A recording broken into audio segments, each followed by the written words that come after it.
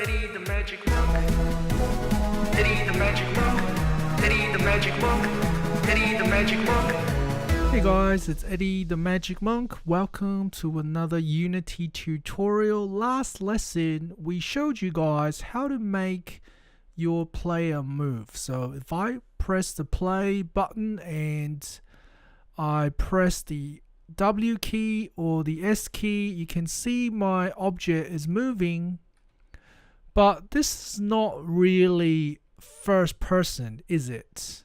Right? That's a very big problem because the title of our tutorial is first person adventure, but we've got our object moving forward and back on the level without being first person. So how do we fix that? Well, you can see we have an object called main camera, and that is why when we play our game it's not first person, because our object is simply moving up and down in front of our camera. So what we want is we want our camera to move with the object, so that when I press W, when I press W, it's moving forward, the camera is moving forward with the object. Okay, so what I'm going to do is I'm going to click on the camera and I'm actually going to drag the camera object to where my player object is, and I'm going to let go. So now my camera is attached to the player. So what does that mean? That means that when I click play and I press W, the camera now follows the player around, which is kind of cool. Right, so now I'm going to get rid of that and I'm going to reset the position of my main camera. So I click on my main camera and I'm going to go to the toolbar, the gear icon, and I'm going to click reset. So now the player is in the middle. Sorry, the camera is now in the middle of the player object. Okay, so when I click play, you can see that I don't see the camera, though I don't see the player anymore. And when I'm moving, when I press W and S, the camera is now moving with the player. So that is nearly first person, except when I'm pressing W and S, I don't really want it to move sideways, do I? So firstly, you can see that the camera is a little bit low. Okay, the camera is a little bit low, so I'm going to move it up a little bit. Okay, and then I'm also going to edit the player script, the player controller script. So click on the player, edit the script that you have created for the player. And you can see that I have the controller moving front back, and I have attached this variable to the x coordinate of my vector, of my moving vector. So I'm going to cut that and I'm going to paste that in the y direction, and I'm just going to put 0 here, save it, and I'm going to see what it looks like when I play it. So when I press play and I press W and S, it's now moving, it's now flying up, which is also wrong. So now I'm going to move that to the Z coordinate, and I'm going to put 0 here, Control S, play the game, and you can see that when I press W and S, it's now moving forward and back, which is what I want when I press W and S. Okay, so the next thing I'm going to adjust is I want move left right. So I'm gonna make another variable called move left right, and I'm also going to copy and paste that and change the front back to left right.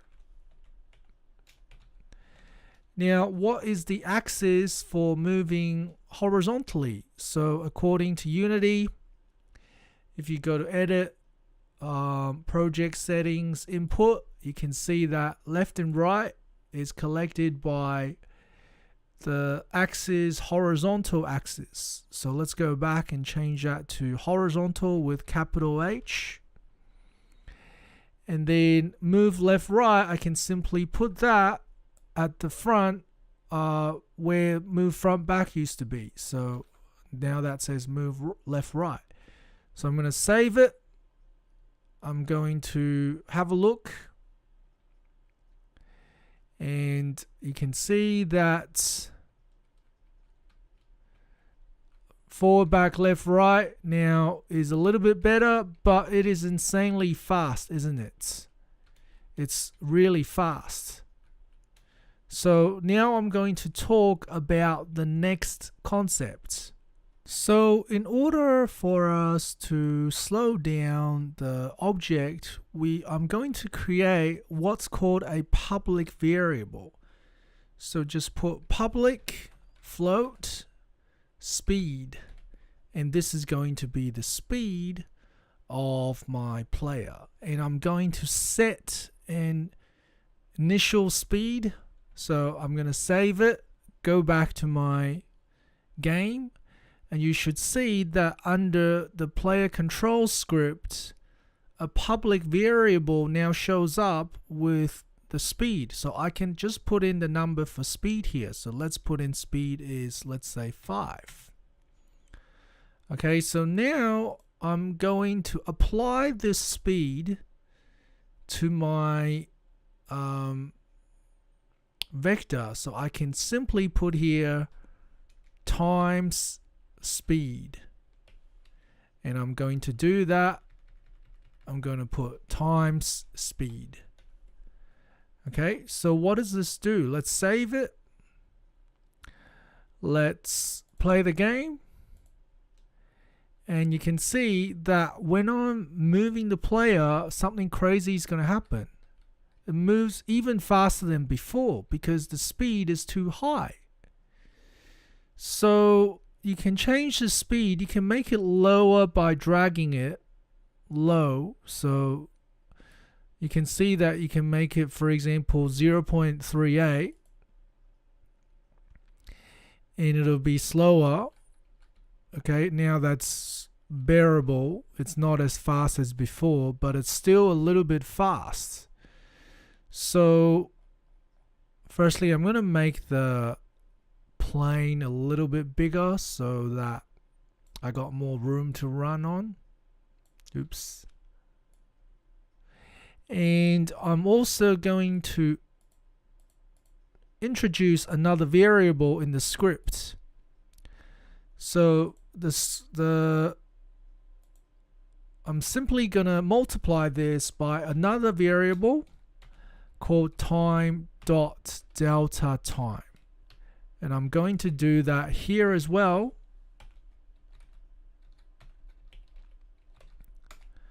Okay, and now I'm going to explain to you guys what Time.Deltatime is. Now, Time.Deltatime, so I'm going to type it out, Time.Deltatime equals the time taken for one frame to display. Okay, so remember that the update is called once per frame. So how many frames are there per second? Well, that depends on how fast your computer is. Maybe your computer displays 60 frames per second. So I'm going to do a bit of maths here for you guys. So let's say that we have a timeline. Okay, And in the space of 1 second, so this is 0 seconds, 1 second, and let's say we keep going, then we have 2 seconds. In 1 second, your computer displays 60 frames. Okay, so imagine there are 60 lines going across. Then how many seconds does one frame take? One frame takes how many seconds? Right, so how would you do that? Well, you would go, because there are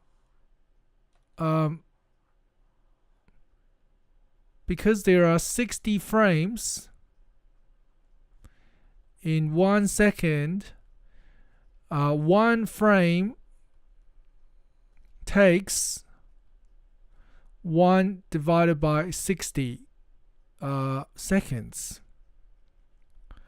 Okay, because if you imagine each frame takes 1/60th of a second, so it'll be 1/60th plus 1/60th plus 1/60th plus 1/60th, and it'll keep going, and then it'll be added them together will be 60 over 60 seconds, which is 1 second. Okay, so one frame takes 1/60th of a second. But we can't really predict how many seconds one frame takes, because on every computer it's different. Right, on this computer it might be 60 frames per second, on another computer it might be 54. So this number here can be replaced by this variable called Time.Deltatime. And that's what this variable, this constant in Unity,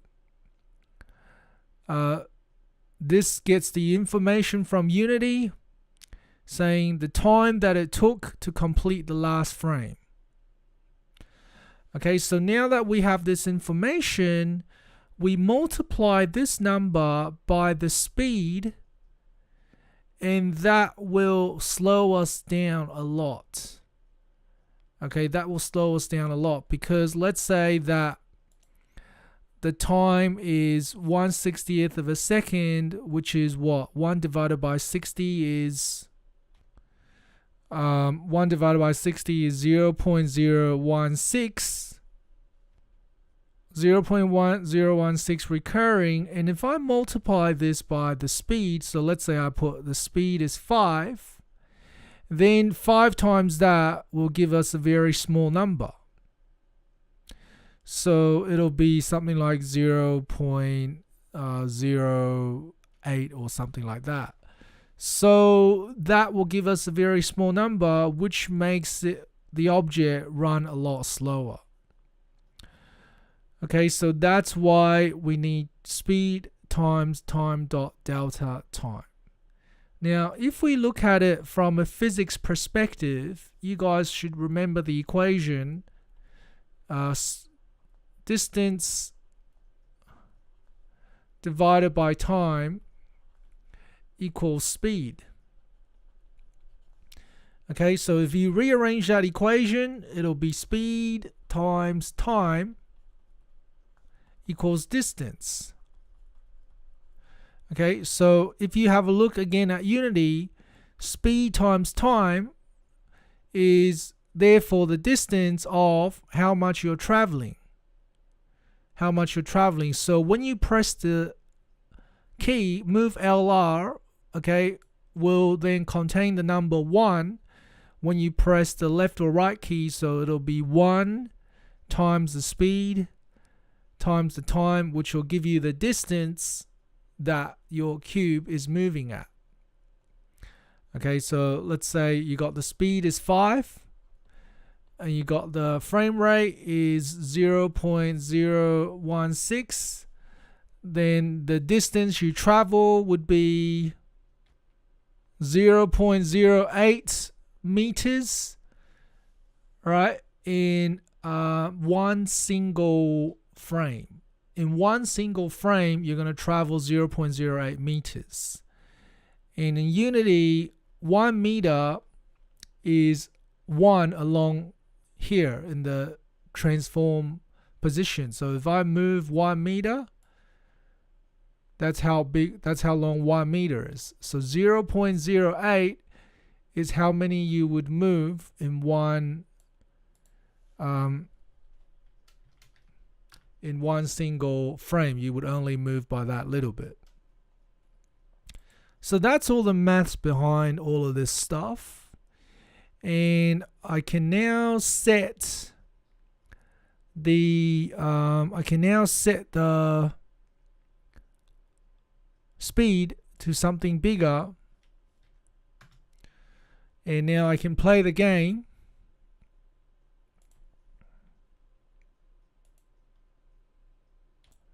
Just let me save it first, and now I can play the game, and it'll move at a reasonable speed.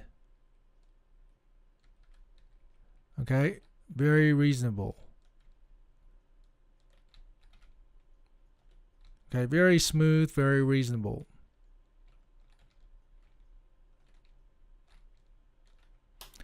Okay, so that's the end of today's lesson. We just want you to be able to attach the camera to your player, and we want you to add the speed global variable as well as multiplying it by Time.Deltatime. Thanks for watching, guys. See you next time. Thanks for watching, guys. See you next time.